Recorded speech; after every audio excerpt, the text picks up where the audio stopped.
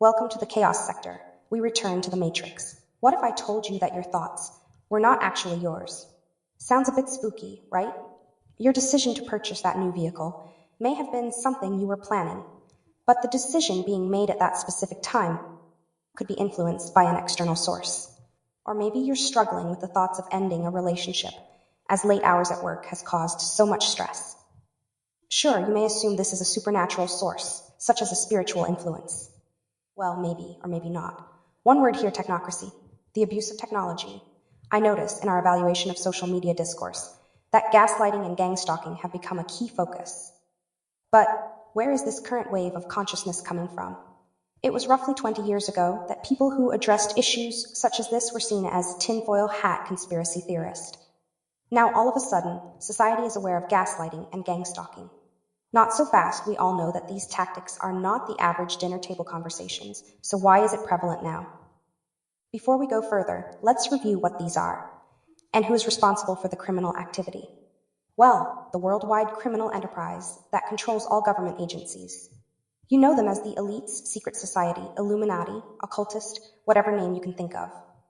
Then the second in command, so to speak, would be government agencies, such as the dreaded FBI, CIA, NSA, IRS, and even local and state law enforcement. And last but definitely not least, you have the foot soldiers or civilians, who are used to carry out the covert operations within social settings. I present my analysis, damage control. Action taken to limit the damaging effects of an accident or error. An example of damage control is a person attempts to address an issue before someone else does, because they know that person will analyze the issue the correct and honest way. Despite addressing the issue, the manner in which they did so was not honest and correct. You know this as disinformation. They are one and the same. As a result, the information is not utilized the correct and honest way also. Damage control is also used as a form of reverse psychology. Referencing the Idaho murders case, the mainstream media reported that Dylan and Bethany were texting each other that night. This is a form of reversed psychological damage control, you see. Reporting this attempts to convince the public that they are covering the case genuinely and are revealing so-called evidence that raises suspicions about those survivors. But this only came about after the true crime community kept pointing out the suspicions and inconsistencies of that night. Now, when mentioning gaslighting and gangstalking, there has to be a source of information that has been leaked out to a society. This usually comes from individuals who dig into that conspiracy-based realm, which means someone had to have spread this information. Not in this current society. The reason these government operations are being discussed now, sadly, is because all of those people practice gaslighting and gangstalking themselves, which is also a form of damage control. I come to this conclusion because they leave out the most dangerous criminal activity in their discussions. You have electromagnetic interference or energy weapons used against targets and V2K. The letter V, the number 2, and the letter K. This stands for voice to skull technology. You may have never heard of this until now, but goes right along with gaslighting and gangstalking, but by far the most dangerous. And this is why it's all a sham, because if you know about gangstalking and gaslighting, you know about V2K. This is not like the Jackson 5, where you know Michael, Tito, and Jermaine, but not the other two. Carefully, I dissect the conspirators into small pieces. For society to be aware of gaslighting and gangstalking, then they would be aware that this is government-operated tactics against a targeted individual. Another term they use, but don't break down why someone is a targeted individual.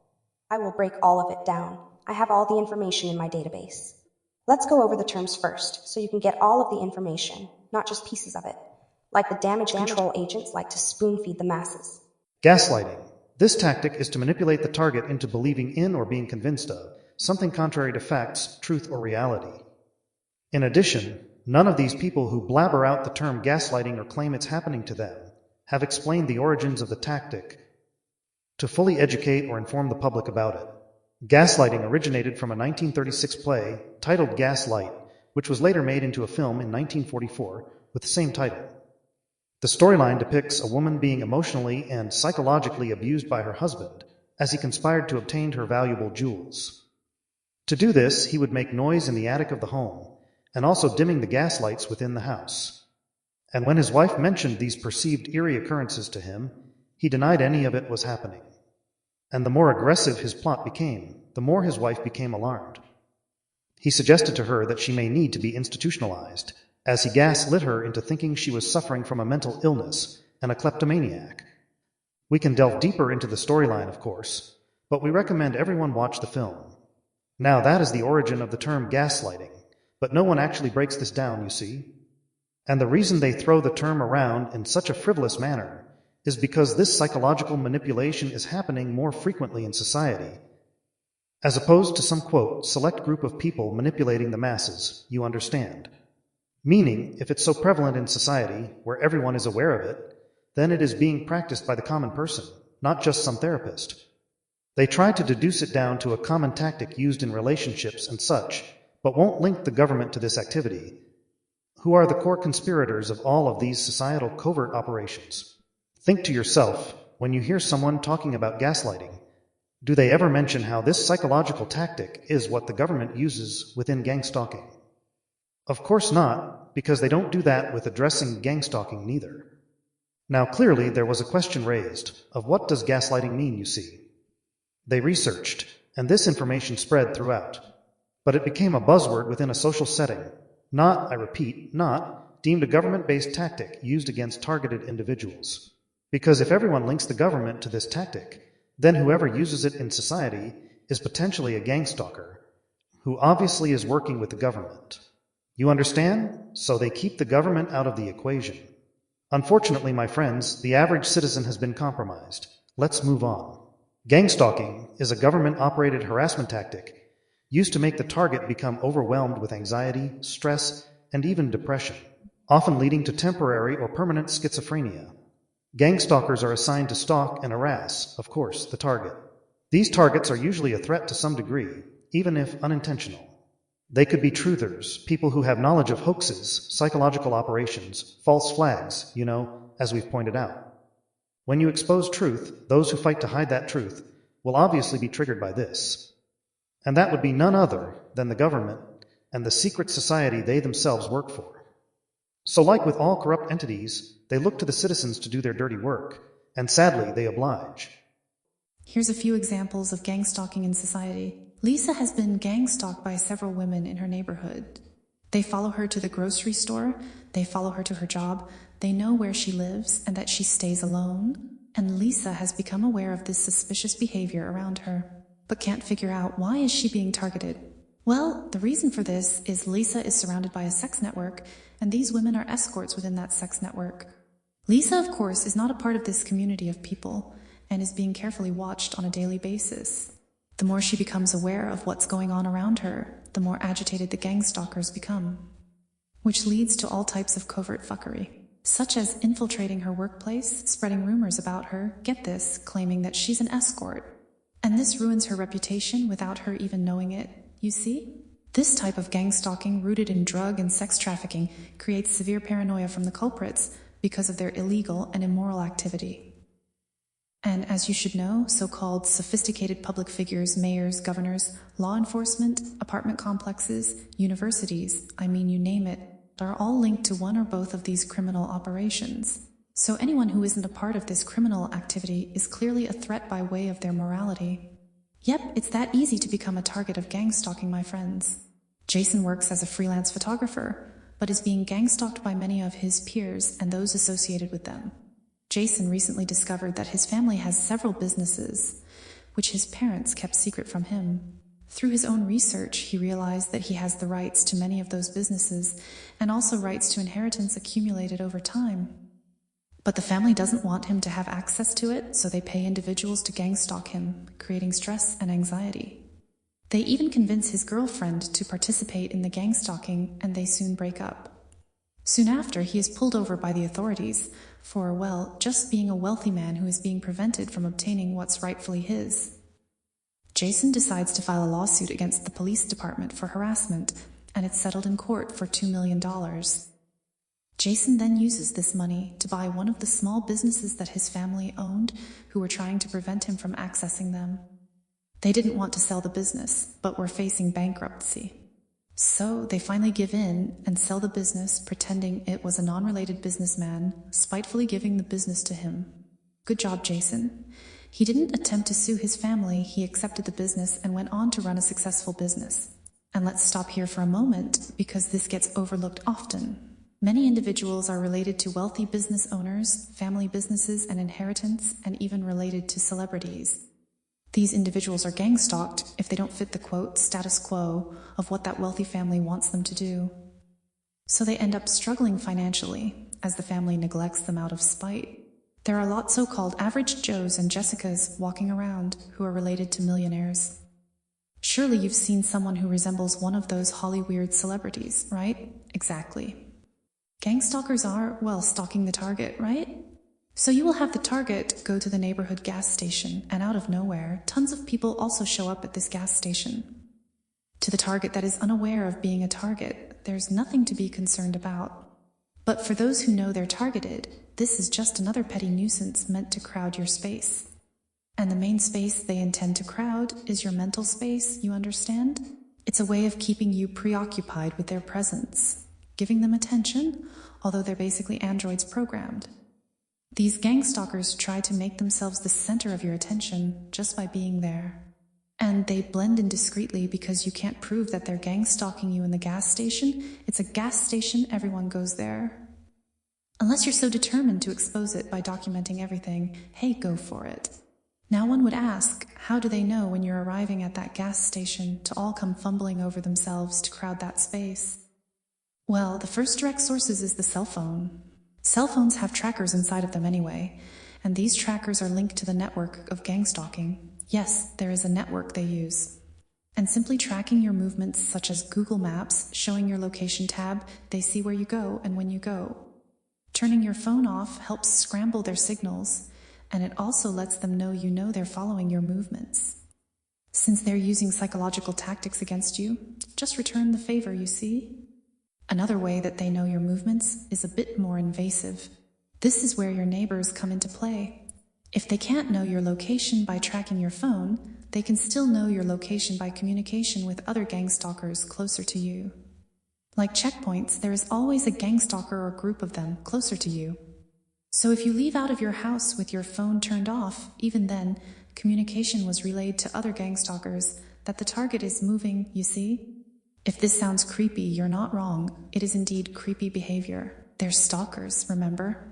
Disgusting behavior by people who are so weak and pathetic they would kowtow to corruption instead of fighting against it. Another petty tactic the gangstalkers use is street theatre.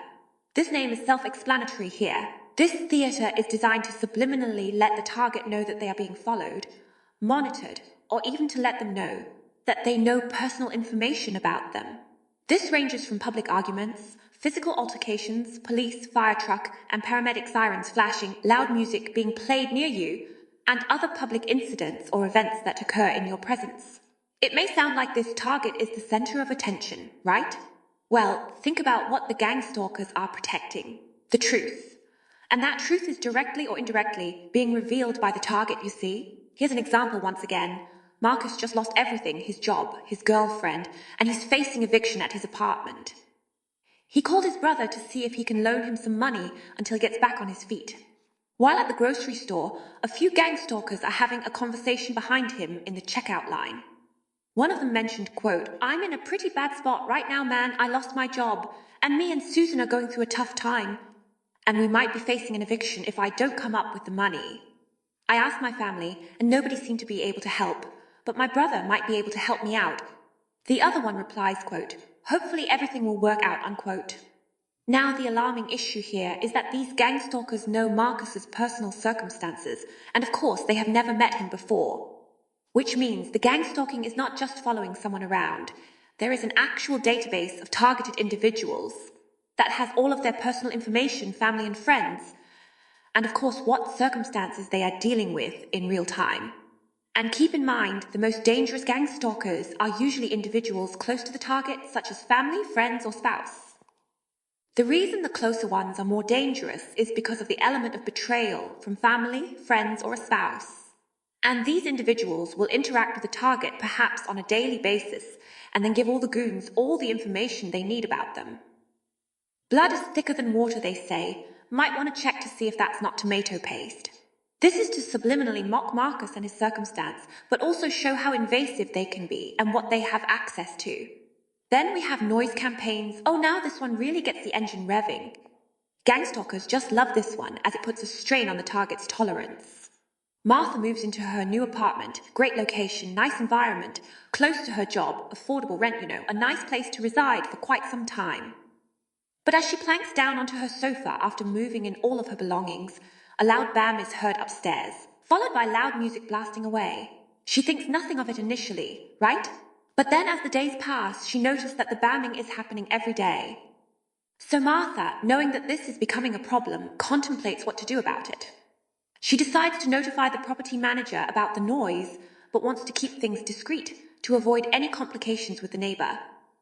Management says they will look into it, but Martha is worried that the only way this issue would be resolved is for management to directly notify the tenants about the noise, which obviously leads to those tenants knowing someone complained, and since Martha is the new neighbor, it had to be her. Martha comes home from work one evening and overhears what sounds like an argument upstairs, then a lot of walking back and forth, stomping, and various aggressive noises followed. It's becoming unbearable, and Martha is incapable of resting due to the disturbance. With no real way to avoid the conflict with the upstairs neighbor, Martha decides to request another available unit. Months pass, and she was able to move into another unit. But oh no, the same problem exists there, and Martha has just lost all patience here. She decides to move months later as the noise was so disturbing, she couldn't bear it any longer. Now, although Martha wasn't aware of being gangstalked in this scenario, she was in fact being gangstalked. And the reason she was being gangstalked by way of this noise campaign is because the apartment complex was owned by a major drug dealer. The upstairs neighbor was used as a drug trafficking unit, and the other one as well. Martha was not on drugs, never done drugs before, so her presence once again makes the gangstalkers nervous due to their covert criminal activity, and she's not associated with any of it by way of lifestyle. Noise campaigns are designed to literally drive the target mad, agitate them, rile up an angry reaction, which justifies any negative outcome in their favor. Disturbing one's peace is a sure way to get an angry reaction, especially if you're trying to relax. Loud bamming noises, drilling, construction workers just bamming on stuff, just to cause a disturbance. Loud music, police sirens, all types of loud noise meant to agitate the target. Now one would say, doesn't everyone have their peace of mind disturbed with this noise? Incorrect, here's why. Technology, my friends. A target can be directed to pay attention to those noises more, by way of frequencies being heightened in their senses. So hearing becomes listening, once there is a direct focus on the noise, by way of the technology used to direct that noise towards the target, you understand? So they're forced to focus on the noise, while everyone else treats it as common noise that their senses aren't fixated on, you see. And here's an example. Jesse Ventura has his doubts that the HARP antennas can broadcast radio waves that influence people's thoughts. But Nick Begich is prepared for the skeptics. This is a standard CD player, and what these are is piezoelectric transducers. And in simple language, they carry a signal that can enter the nervous system so that you can get that proverbial voice in the head. And so by activating this, placing these electrodes, on the surface of the skin, blocking the ears tightly, you'll hear the music just as if your ears were playing it, but the ears have nothing to do with it. The eighth cranial nerve, the part that connects to the brain, has nothing to do with it.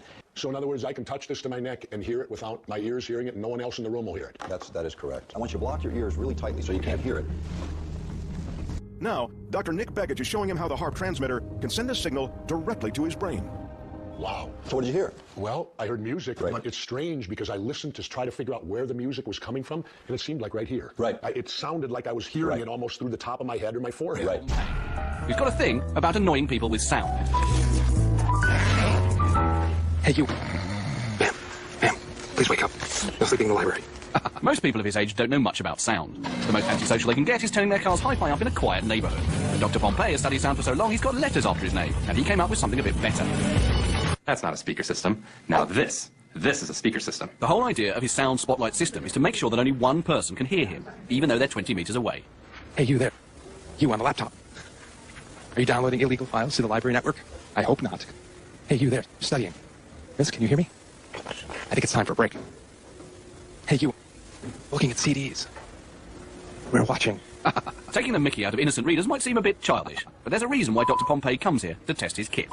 A library is about the most sensitive area you can think of for background noise and generating sound that people don't want to hear. But with the audio spotlight, we can deliver sound specifically directly to people within the library without bothering the other people that are reading quietly. One of the things is we can bring in a couple of Latin dancers, send them some hot salsa music. They can dance all they like in the middle of the library to all the music that they want without bothering the other people nearby who want to sit, read, or work quietly.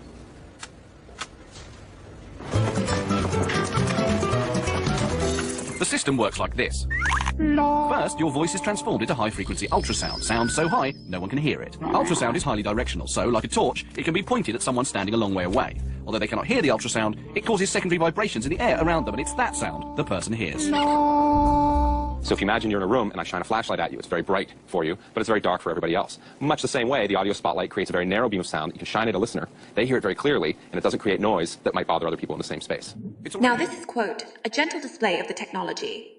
But as always, this is to execute damage control, making the public think it's just some playful experiment, using the latest in advanced technology.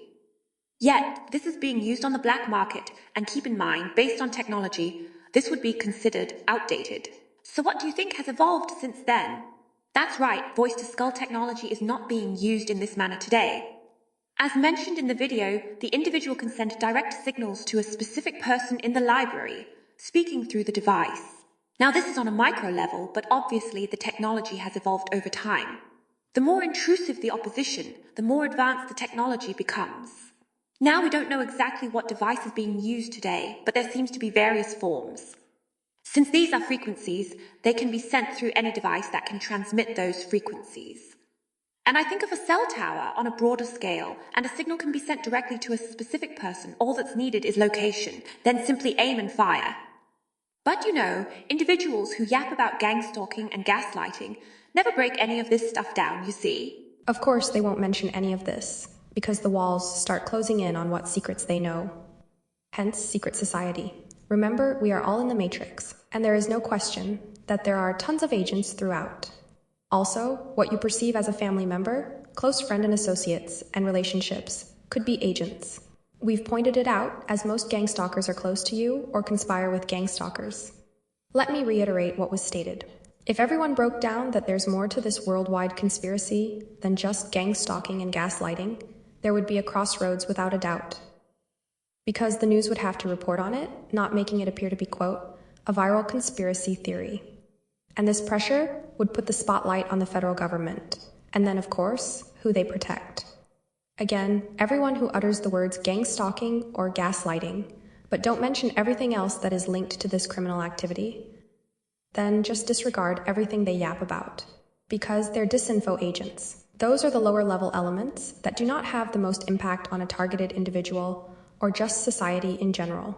We understand that some may find out things on their path through life or stumble across something that intrigues them. But that's the point. Whatever information you obtain, in which it becomes common knowledge, the need to discover truth will develop. No matter if you're not really into, quote, conspiracies and such, the information pulls you into the rabbit hole, so to speak. It's just a natural inquiring process of the mind. And of course, like coding rainfall in the Matrix, the information starts to be downloaded. They don't mention noise campaigns. They don't mention street theater. They don't mention how any of this is linked to the federal government, nor the secret society. So if you're not elaborating on what criminal organization is behind all of it, then it's empty rhetoric, or better yet, damage control. What about energy weapons and attacks? Oh, let's touch on that for a moment. Could be the source of so-called diagnosis of epilepsy and other brain dysfunctions. Michael, hello. Welcome. Joe, yes. You're going to come in? Dr. Joe Devlin from University College London is using electromagnets to map the brain. It should be fun. It's comfortable. Right, on my head, presumably. Yes. Okay, so what I'll do, just put this... It's a good thing I can't see myself in the mirror, as I suspect this is not my finest moment. So this is the TMS device. Joe is going to use transcranial magnetic stimulation, or TMS, to interfere with my motor cortex, the bit that governs fine movements. So we can stimulate the motor cortex, you know. It's just slightly strange, the idea that you're about to interfere with my brain. And there's a screening form to just make sure that it would be safe to proceed with the TMS. Right. Have you suffered from epilepsy, convulsions? No. The powerful magnetic field will temporarily scramble my brain cells. If they hadn't done it on themselves many times, I'm not sure I'd be volunteering. Great. I hope to see another Christmas. You bet. Right. Tip of the nose, bridge of the nose. Right. So now we can test to see if it's done. Joe is calibrating his machine to images of my brain. This will allow him to pinpoint the area responsible for hand movements, and then he'll put me through some tests. That's very cool. I have to say, that is very, very cool. Yeah. I like that. So, okay, so writing is easy. Ready? Yeah, I'm just going writing. God, that is weird. So the fine motor control that's really critical in writing, of course. Completely impossible when you do that. It's completely impossible. It's very, very odd when you lose voluntary control like that. Yeah. Absolutely. I think you have another test for me. I face this with some trepidation now. Right, this is normally quite an easy action. I just go there. Ah, yep. Terrific. How difficult can it be? You ready? Yeah, I'm ready. Right, I think the answer is quite difficult, isn't it?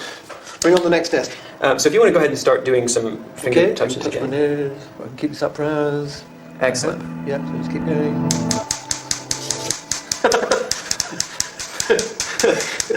It's pretty dramatic. It's quite dramatic. I was in serious danger of poking my eye at that moment. I thought I had. Yes. It's very, very odd. You want to do it again? Sure. I just find it very hard to believe. This time, man against machine.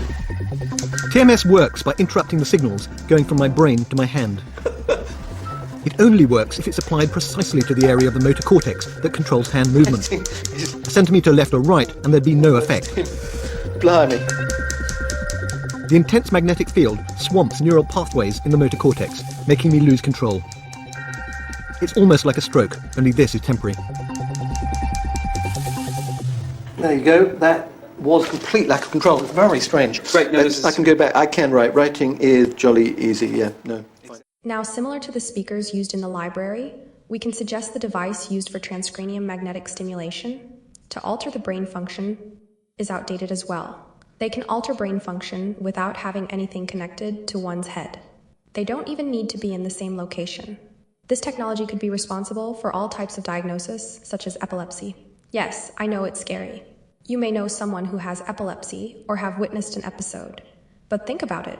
The definition, seizures of sudden rushes of abnormal electrical activity in the brain, and a diagnosis of epilepsy is made when a person experiences 2 or more seizures with no other identifiable cause. Yeah, no other identifiable cause. How about transcranial magnetic stimulation of the brain? Or better yet, transcranial magnetic tampering in the brain. In the experiment, you do realize that they are altering the brain function, right? So using common sense here, do you think that they would stop at just some quote fun experiment? Of course not, they will abuse it, because the opposition has to control one way or another. Now let's review what has been broken down. You have gaslighting, gangstalking, noise campaigns, street theater, voice-to-skull technology, and electromagnetic interference. What world do you think you live in, with all of this covert and sinister criminal activity lurking in the shadows? A very horrible existence, considering how every one of these elements affect not just target individuals, but also the general population you see. And we didn't really break down voice to skull as much. Think about the impact that would have on your life. What if I told you that your thoughts weren't actually yours? What if your thoughts about that question aren't even yours? Now, do you see how dangerous this technology truly is? But you know, gaslighting is apparently more important to society right now. Oh, really? It's damage control, protecting the federal government, who protects them, and they all protect the secret society. It's a bit depressing when you really think about it, you know. What if more than half of the world's population are agents? I mean, it's not irrational. Morpheus told Neo this in The Matrix, remember? The program they were in displayed what appeared to be everyday working people, hustling and bustling on the downtown streets. But if it's a program, and Morpheus and Neo are considered real humans in that artificial reality, then are those actually humans? Negative, and guess what happened next? That's right, an agent was pointing a gun in Neo's face in the blink of an eye. The point, you have agents, and then you have those who have made a grave mistake in taking an oath of silence about the secrets of the world. But like in the Matrix, the black cat being seen indicates there's a glitch in the Matrix you see. In other words, the program is too infected to run smoothly. Yep, as we've pointed out in the past, it is not actually the government that is the problem. For that matter, the elites neither. It is the people, yes. We can even suggest the main corruption and deception is coming from society more so than anyone or anything else, you see. The elites have already been exposed ages ago. The government has been exposed ages ago. There's not much else to expose with them. But the people, Oh, they have been hiding in the shadows, depicted as, quote, sheeple. There are no sheep out here, my friends. Either you know the truth and are fighting to expose it, or know the truth and are afraid to expose it, or know the truth and fight to protect it. There isn't anyone who doesn't know the truth. At least the general truth, you understand? With that being said, nobody can actually be trusted, you see. Because you don't know what secrets they keep to themselves, even if they're close to you. The closer they are, the more dangerous. Keep that in mind. This is the Chaos Sector.